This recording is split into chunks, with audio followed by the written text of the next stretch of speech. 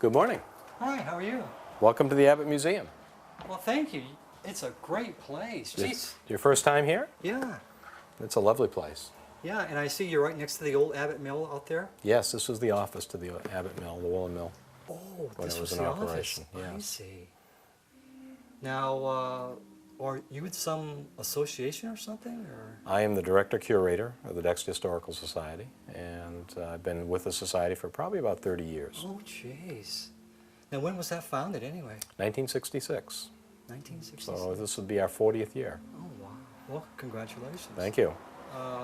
Geez, I'd love to have a tour of the place. Love to give you a tour. You want to do it right now? Yeah, sure. Right this way. I'll follow you. Follow me. This is the gift shop. We're still in the gift shop at the Abbott Museum, and in the back corner we have a display on Franco-American families. This room was purchased by the Doyen family as a legacy to their family, and what we do every several months is we change our exhibit in this corner. And as you can see here, this is the Peter Napoleon Kluge family. Kluge family, a very prominent family in town with a lot of members, and all the allied families that are connected to them. Many of them still here in Dexter. And so the project is to get family pictures, put them into framed presentations, and then keep them up for 3 or 4 months for people to come in and enjoy. We're currently working on the next family group, which will be the Gillette family. In the Betty Hosapple genealogy room at the Dexter's Historical Society's Abbott Museum, and right to my right here are some beautiful framed photos that came out of the Oddfellows Lodge, the Independent Order of Oddfellows, the Plymouth Lodge number 65 that closed last November. And we haven't decided what to do with these yet, but they have some wonderful photographs of Dexter residents, many of them we don't have photos of. Also in this room we have family histories, we have individual genealogy files on individuals, we have over here to my left, we have town reports, we have cemetery records, we have Maine registers, we have high school yearbooks, Civil War veteran records. So we have quite a large array of information that people can browse through looking for a genealogy or for historical information. We're in the Lancaster reading room at the Abbott Museum, and this room is designed to be a place where people can come and read, to relax, can do genealogy research, historical research in the genealogy room that's nearby. We have a built-in bookcase here which features newsletters and recent books that have come out that people can read, can take a look at. On the table in the forefront here, we have a beautiful wooden churn that was made here in Dexter. I'll turn it slightly. Tabletop model. It was made in 1861 here in Dexter by the firm of Fifield and Maxim, and that was Hiram Maxim, who became later famous with the machine gun. This is the first model we've ever seen of this. We knew it existed, and about a month ago it was brought in and donated to us. Rick, you have a wonderful place here, and it was very nice meeting you. Thank you so much. Jerry, it's been a pleasure to show you through. We take a lot of pride in this building. We also have a grist mill down at the other end of the main street. I'd love to show you through if you've got time. No kidding. I'd love to go down there. I'm on foot today, so we'll either have to walk down or take your vehicle if that's not a problem. No problem. I've got my 1931 Ford with me today. Wow, 31 Ford? Yeah. That would be like stepping back in time. Yeah. Time. As a matter of fact, I have a Maine tour book from 1917, and I'm actually retracing a route today from Dexter to Hartland. Oh, how interesting. Yeah, so maybe after we go through the mill, maybe you can tag along with me. That would be wonderful. I'd love to do that. Oh, what a beautiful car. That's gorgeous. Can I take a closer look? Sure. Beautiful. Don't even dare touch it. Well, thank you. Someone's done a wonderful restoration job on that. Well, jump in. Thank you. Let's go. to be careful with the door here.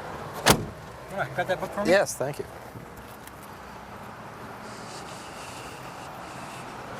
Not quite as roomy as the new cars. No, but it'll do. Okay. Give it the old.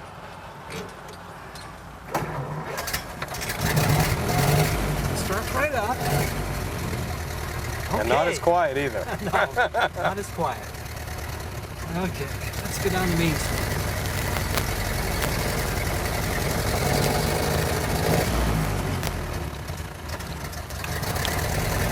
No power steering.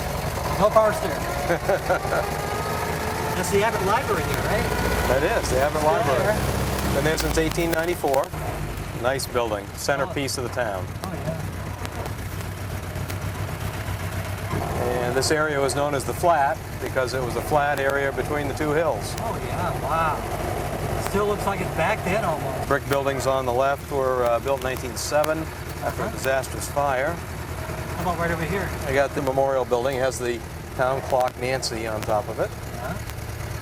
And the Rennie's, very popular store. Oh, I see. Look at all the folks out there. A lot of shoppers. Geez, you close your eyes, you think you're back in 1930 almost. There's the Wyman block here to our left, where they had Maytag washers. At Oh, right here? Yeah, about the time this man. car was made, they were selling Maytag washers there.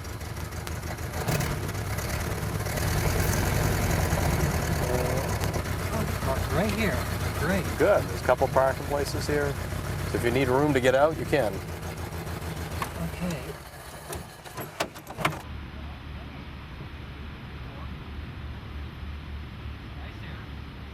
I'm standing in the grist mill museum where, when this was a working grist mill, the grinding of the grain and the loading of the grain took place.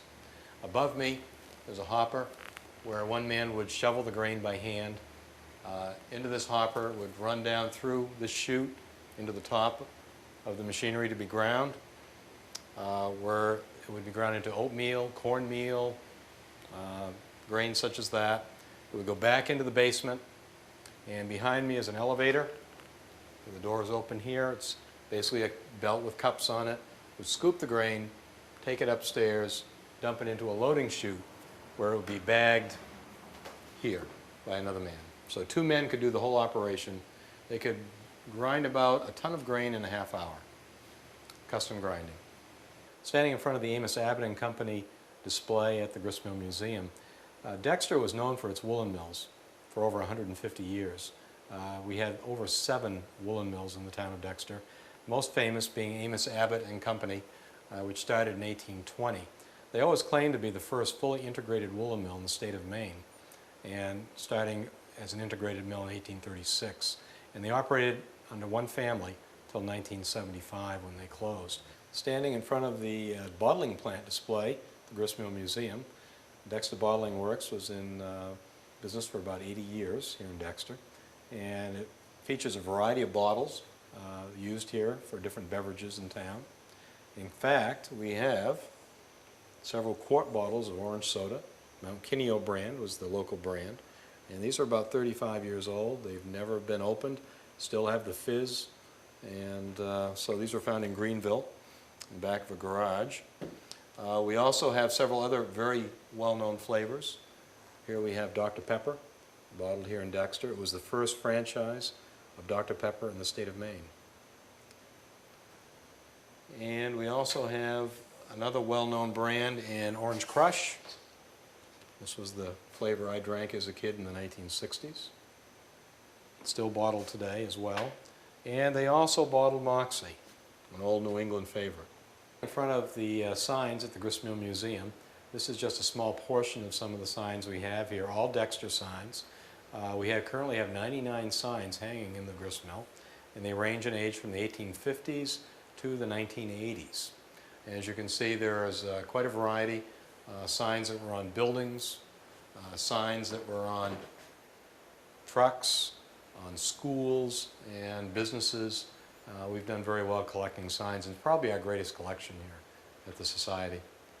Standing in front of the living room and bedroom display at the Grist Mill Museum, and featured in this display is an 1846 wedding bed It was made for a couple in town by the groom's brother. It's made out of bird's eye maple, which is very popular in the Northeast. The posts here at the top and on the sides, the legs, were all hand-turned by foot pedal lathe, and it's solid bird's eye maple, and it's a rope bed. We are in the kitchen display at the Grist Museum, and I'm standing in front of a cupboard made here in Dexter in 1920. It is a new addition to our kitchen display. Features a number of glass and china pieces, which we have in our collection, made by Eldridge Brothers, wooden factory, wooden workshop here in Dexter. And the kitchen display features a number of Dexter-made items, including this Pease clothes tree, also made here during the late 20s, early 30s, used for drying clothes. And ice box, not made here in town, but certainly used here. A match holder made at the foundry at Fane Scott. And this early telephone, which is very unusual, features a sheepskin diaphragm stretched over a wooden frame, has a wire on the back of the knob, which would go to the next house where you could use it as an intercom to talk back and forth, made by Walter Scott, one of the founders at Fane Scott. I'm now in the barn addition at the Grist Museum. This barn was built in 1911, and it was used for storing bagged grain, fertilizer, lime, products such as that. We now have an agricultural theme in this building for the grist mill. And behind me is a beautiful milk wagon used by the Roberts Dairy in Dexter, starting in 1924. It was built from a buckboard, actually built over from a buckboard, and was used into the 1930s before they went to trucks. Also featured here is a wonderful little winnowing machine for winnowing beans and peas and berries. It was made by J.C. Gilman here in Dexter during the mid-1850s. So we have a number of very nice Maine-made products here in this exhibit on Dexter agriculture. Here we have the corn sheller. It's T.J. Newland's patent, manufactured by Fifield and Maxim. That's Edward Fifield and Hiram Maxim. Hiram Maxim was here just 1 year, in 1861, manufacturing agricultural implements for the area. And this corn sheller, which is stenciled, is a very special piece to the town of Dexter. They also made butter churns and other types of implements for the local farmers.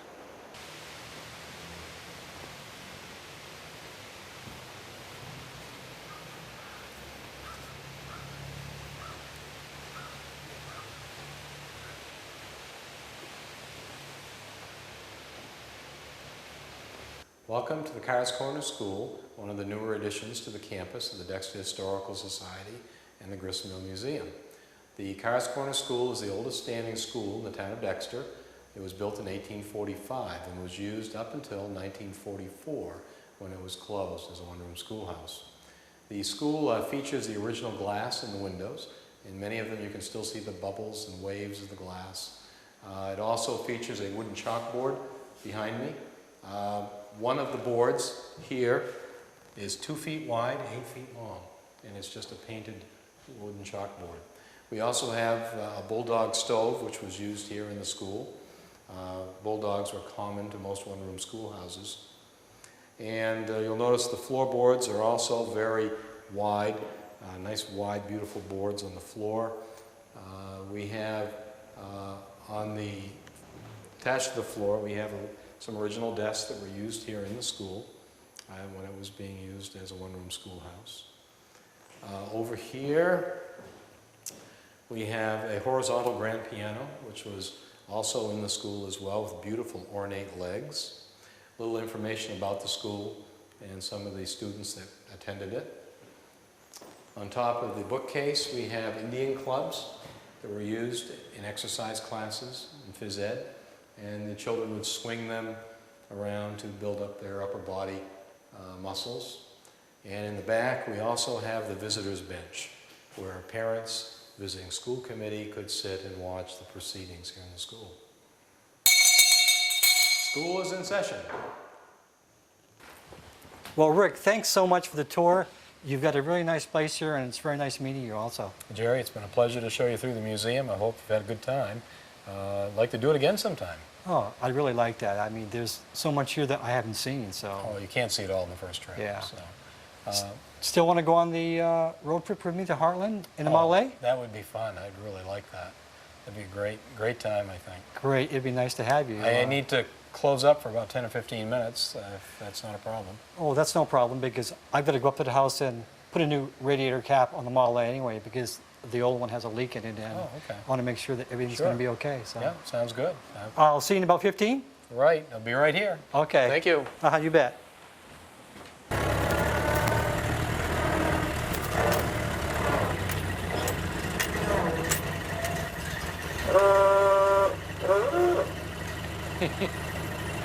Ready to go? Sounds good. Okay. Already. Jump in. Wow. I do like riding in this car. Yeah, slam that pretty tight. There you go. Here's the booklet. Do you have the road guide on the right page? I do have the road guide. And we're going to start.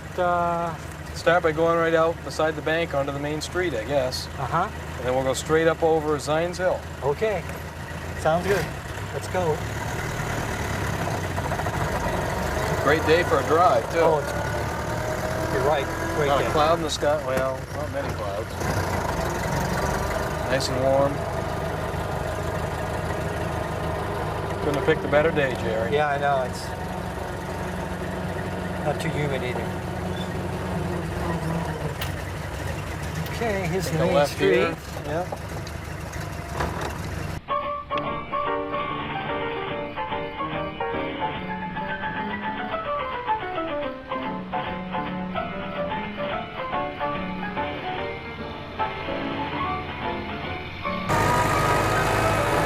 Brewster Inn here on the right. This is the home of former Governor and Senator Owen Brewster. What do they have there now? It's a bed and breakfast. Now on our right here is the former Waskik Boys School, Oh! run by Lloyd Hatch. And through the 1970s, they had a boys' school. Boys would come to school in the summer to get extra credits. And started back in the 20s. Now, didn't they, weren't there mainly rich kids that went there? A lot of rich kids. I remember playing Little League Baseball against the Waskig school team when I was at Little League. And Johnny Carson's boys were playing against us. Kidding. We've got a left coming up here. It's a left fork onto a dirt road, Mills Road. Now, what's the mile marker on that, according to the road book? It's 3.2 miles. 2.2. Oh, it looks like they're right on here. Yeah, it's good. Oh, This is a pretty drive through here. This is a dirt road. It is a dirt road. I mean, God, can you imagine? I mean, it hasn't changed. I mean, No, it hasn't. Just graded every once in a while, then goes back to its original state. yeah.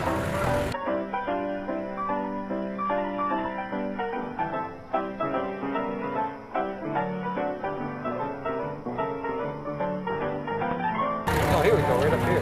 Yeah, at the stop sign, we're gonna take another left here, Okay. and onto the Elms Road, it's called. And it's the 4-mile marker.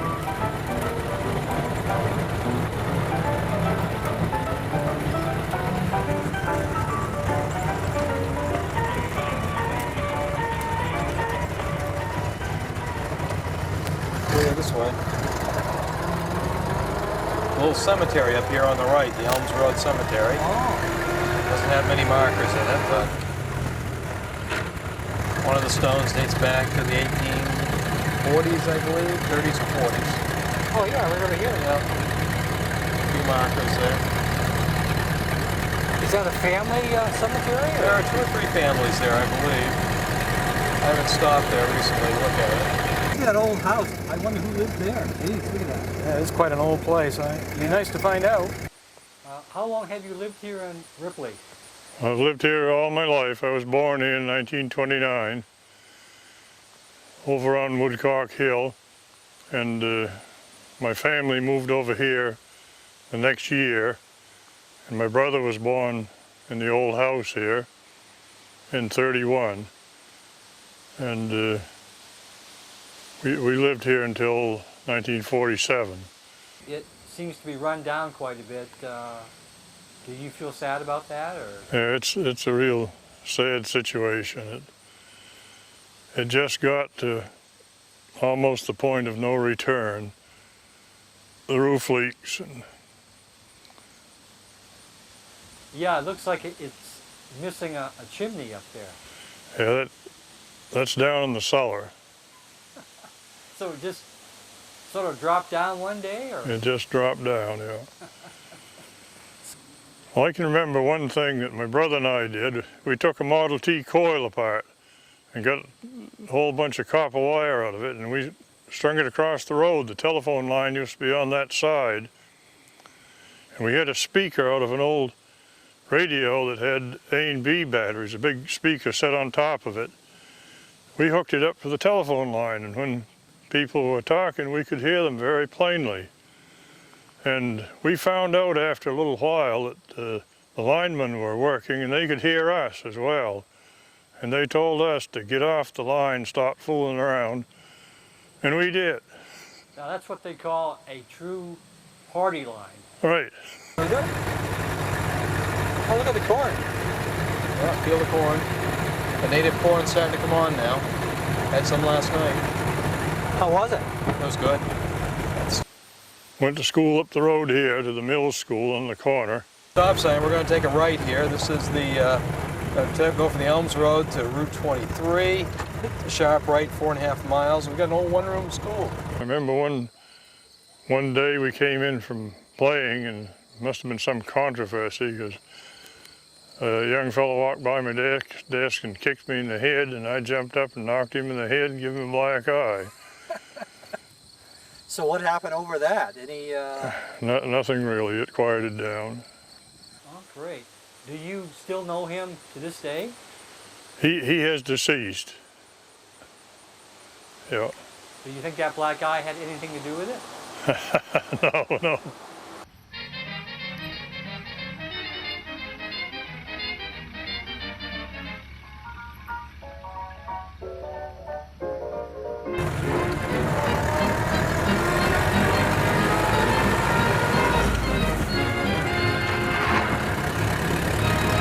This will take us right down into Ripley Village. Oh, okay. Now, that dates way back too, doesn't it? Yeah, Ripley was first settled around 1804, maybe, I guess. Nice here, though. All the old maple trees. Oh, yes. That's the Grange Hall. Oh, here's there, right here. yeah.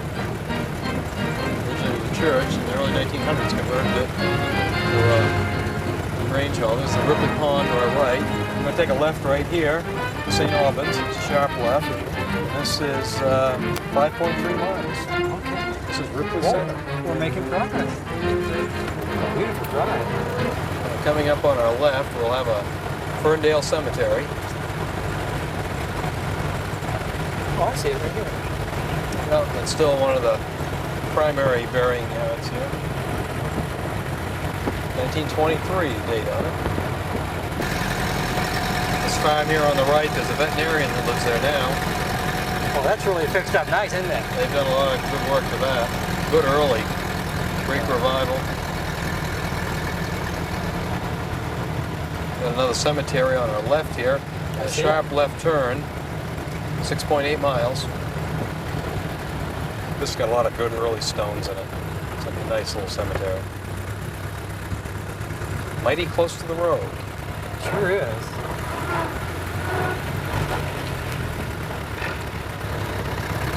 Nice road here, though. It is.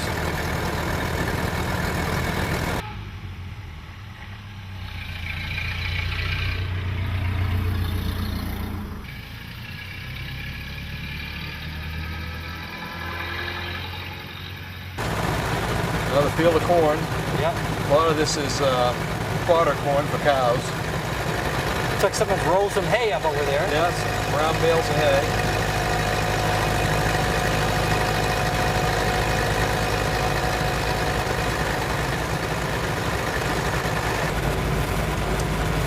coming down the hill into St. Albans. Oh, okay.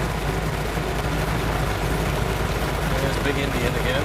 This Yep. is where it ends, right down here in the middle of St. Albans. That's where the dam is.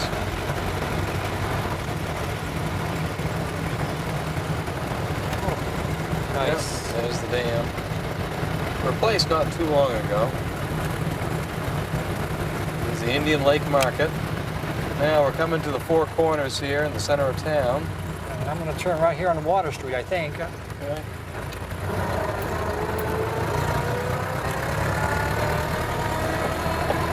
Isn't there a... Well, there's the town hall. I was born here in 1926, but lived here all my life. Executive director of the St. Albans Historical Society and do some research for them. Located in the town hall in the back of the basement, we have a little room that the town lets us use for our Historical Society room where we meet and have a few artifacts stored. Wow. Now, would that be the building that's right in back of you? Yes, this building in back of me is the town hall. It was donated in 1913 by D.D. Stewart on our centennial. Now, what's D.D. Stewart? How does he fit into the He picture was- here in St. Albans? He was an attorney that lived here in St. Albans and practiced here in St. Albans and had an office up over the corner store up on the corner for a good many years. And he also had a brother that he inherited some money from. He built the town hall in Corinna and donated it to Corinna. So Oh, wow. he did a lot for the community. Yeah. So, do you think St. Albans has changed over the years since you've been living here? Well, it's changed a great deal. It was primarily an agricultural town up until 20 years ago when the farms began to disappear. In 1970, there was 15 dairy farms, I think 3 poultry farms in town, and now it's down to, I think there's only 5 dairy farms, no poultry in town at all. So, but they've gone from a small family-operated farm to a larger commercial operations today. How do the locals feel about that?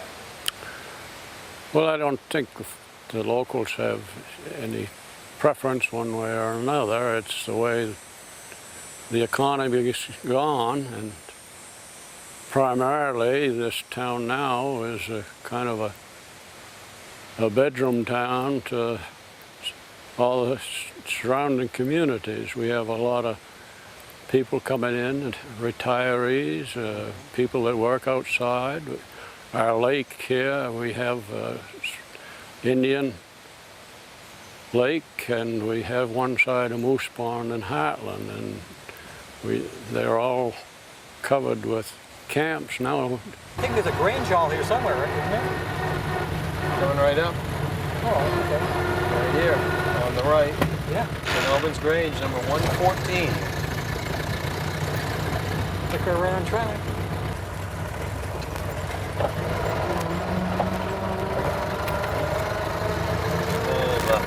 Middle of the town of St. Albans here. And we'll take a left here at this intersection. There's a church over there. There's the church, St. Albans Church. Yeah, we look like we're going on a main route here. And this is 13.3 miles. We should be getting close to that brick building here somewhere. It's coming right up here on the right. I believe it's Hartland Academy. Oh, is that what it is? The old Hartland Academy. Well, we're entering Hartland now. Got town lines right here. And here we are right here. Oh, yeah, that is right there. Hartland Academy and the town office. The old academy is now occupied by the town office and the Historical Society. Oh, really? Well, we'll have to stop in and say hi. Sounds good to me. They built a new school out back several years ago.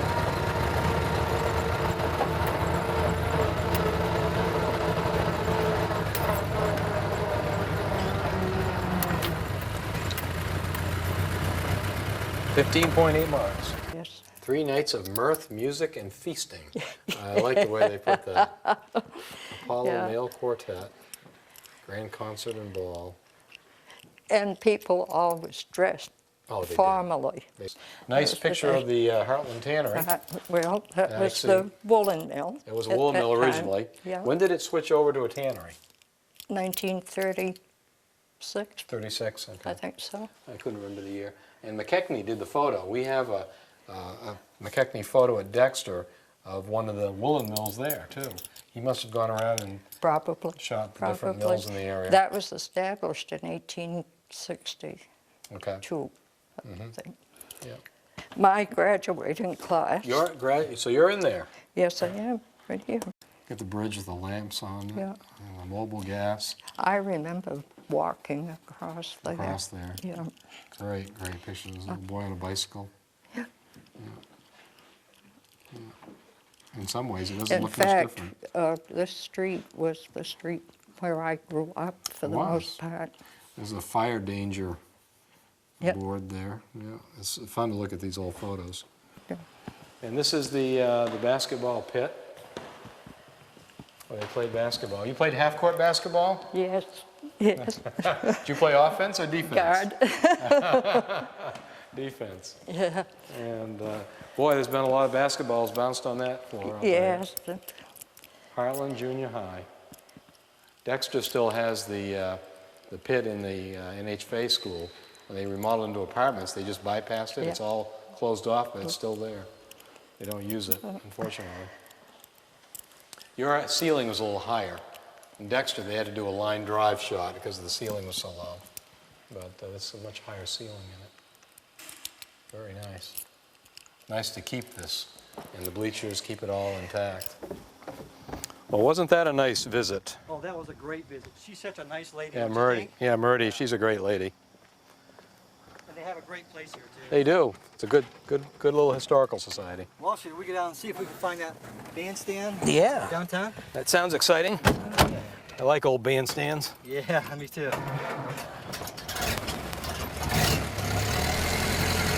And we're off. Okay. It's been a fixture in the center of town for many years. It's supposed to be down here, I don't know, about 2/10 of a mile from the left side. I'm not sure when it was built. I should have looked that up, I guess. I'm sure it's pre-1900.